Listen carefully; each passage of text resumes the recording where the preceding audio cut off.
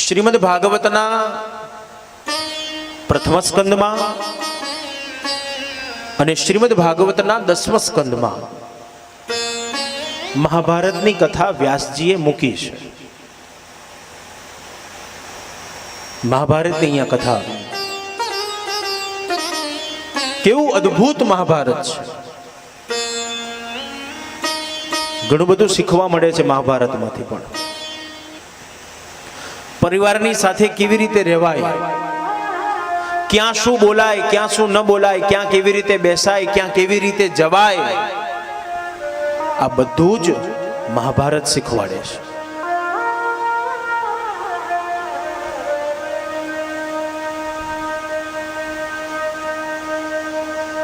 અદ્ભુત મહાભારત છે. જો સમય મળે ને તો ક્યારેક અવલોકન કરજો મહાભારતનું.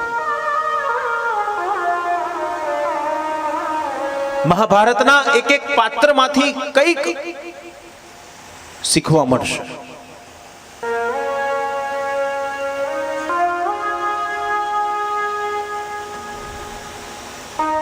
અને મહાભારત લોકપ્રિય પણ છે. પહેલાના સમયને યાદ કરો.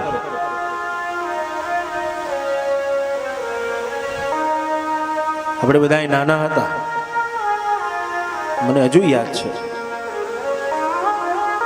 હું એ સમય લગભગ 3-4 ધોરણમાં ભણતો હોઈશ. અને એ સમયે દર રવિવારે ઝી ટીવી ઉપર મહાભારતની સિરિયલ આવતી હતી. દર રવિવારે સવારે 9 વાગે એટલે મહાભારતની સિરિયલ આવે. આપણે બધાય જોતા હતા. કેટલું બધું લોકપ્રિય હતું મહાભારત. અત્યારે પણ છે. અને એ સમયે રવિવારના દિવસે ગમે તે કામ કરતા હઈએ, ઘરકામ કરતા હઈએ, શાકભાજી લેવા ગયા હઈએ, ઓટલા ઉપર બેઠા હઈએ, પણ બધું જ કામ પડતું મૂકી અને ટીવીની સામે જઈને બેસી જતા હતા. આટલું બધું લોકપ્રિય બનેલું મહાભારત, એ મહાભારતમાંથી શું શીખ્યા તમે? બોલો, શું શીખ્યા છો? આપણે તો કશું શીખ્યા નથી. જે જોયું એ બધું તેનું ત્યાં ખંખેરીને ઊભા થઈને ઘેર જતા રહીએ છીએ. મહાભારત શું છે? મારું અને તારું એ જ મહાભારત છે. મારું ને તારું જ્યાં આવે છે ને તે મહાભારત છે. નીતિ અને અનીતિ એ મહાભારત છે. ધર્મ અને અધર્મ એ મહાભારત છે. બોલો, આ ભાગલા પાડતા કોને શીખવાડ્યું? આ મારું, આ તારું આવું કહેતા કોને શીખવાડ્યું? તો આપણે જ શીખવાડ્યું છે. બાળકના મનમાં એ વિચાર નતો. મારું તારું કરવાનો વિચાર બાળકના મનમાં નતો, પણ આપણે જ, એ મા બાપે જ એ બાળકોને આ શીખવાડ્યું છે. સમજાવું કેવી રીતે શીખવાડ્યું. તમે સુખી સંપન્ન છો, વેલસેટ છો તમે,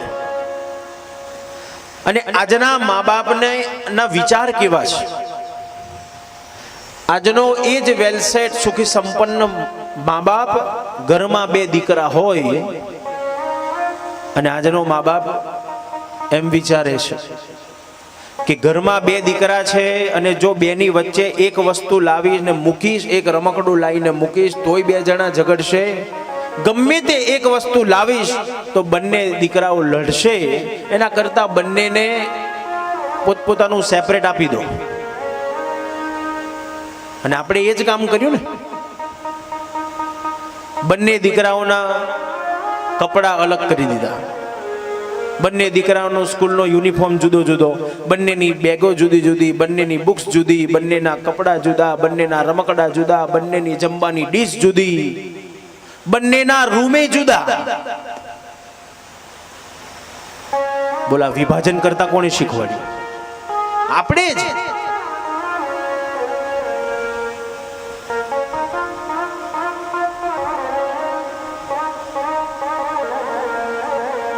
કારણ આપણો થોડો સ્વાર્થ છે ને પાછો એમાં, કે જો બંને ભેગા થશે ને એક વસ્તુ હશે ને બંને જણા લડશે, એના કરતા બે જુદું જુદું આપી દેવા દે. એટલે એ એની વસ્તુ લઈને પેલાના રૂમમાં જતો રહે, પેલો એની વસ્તુ લઈને એના રૂમમાં જતો રહે, બંને ભેગા થાય જ નહીં. હાશ, શાંતિ.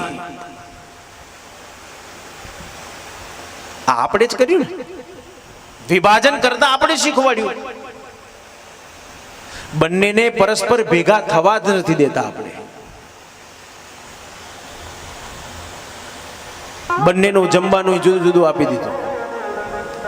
તું તારે લઈને તારી રૂમમાં જતો રહે, તું તારી રૂમમાં જતો રહે. શાસ્ત્ર ના પાડે છે નહીં, વિભાજન ન કરો, ભાગલા ના પડો. ભાગલા પાડવાનું કામ આપણું નથી. પણ એક કાર્ય કરવાની જરૂર છે. ભલે અત્યાર સુધી કદાચ આ ઢબથી ચાલતા હઈશું, આ ક્રમથી ચાલતા હઈશું, પણ હવે તમારા એ બાળકોને નવું શીખવાડો, નવું જ્ઞાન આપો. આપણી ફરજ છે, પ્રત્યેક મા બાપની એ ફરજ છે કે પોતાના બાળકોને સારા સંસ્કારોનું સિંચન કરાવે. કારણ આજનો એ જ યુવાન, આજનો એ જ બાળક ભવિષ્યના ભારતનો આધાર છે. જો એ જ બાળકને આપણે સારા સંસ્કાર નહીં આપ્યા હોય તો પછી તમે જાતે અવલોકન કરી લેજો, વિચારી લેજો કે ભવિષ્યમાં ભારતની કેવી દશા થશે. માટે વિભાજન નથી કરવું. આપણે તો બધાને સાથે લઈને ચાલવું છે. પરસ્પર એકબીજાની સાંકળ બનવું છે, એકબીજાનો સપોર્ટ બનવું છે. વસુધૈવ કુટુંબકમની ભાવના છે આપણા રાષ્ટ્રની. એક ભાવનાને જો સાર્થક કરવી હશે તો પહેલા આપણે ચેતી જવું પડશે, આપણે જાગી જવું પડશે.